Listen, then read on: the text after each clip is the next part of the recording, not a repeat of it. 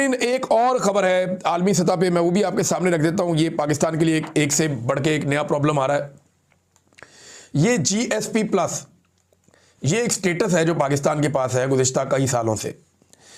इस स्टेटस के तहत पाकिस्तान के जो ताजिर अपना माल लेकर जाते हैं यूरोप की मंडियों में, उन्हें टैक्सों से बहुत बड़ी छूट मिलती है और इससे वो ठीक ठाक पैसा बना लेते हैं।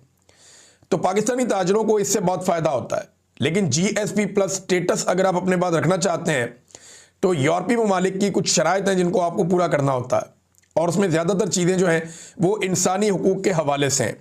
अब यूरोपीय यूनियन के सफ़ीर उन्होंने ये स्टेटमेंट दिया है कि पाकिस्तान को GSP प्लस तरजीही टैरिफ स्कीम के तहत अपनी जिम्मेदारियां पूरी करने के लिए मज़ीद इकदाम करने की ज़रूरत है, क्योंकि इस पर जल्द ही नज़रसानी होने वाली है। अब वो ये पिछले साल भी कह रहे थे, इस साल दोबारा से उनकी ये धमकी आई है कि इंसानी हकूक़ के मामलात हों, जबरी गुमशुदगियों का मामला हो और सिविल सोसाइटी। अच्छा, एक और बड़ा पाकिस्तान को फ़ायदा है।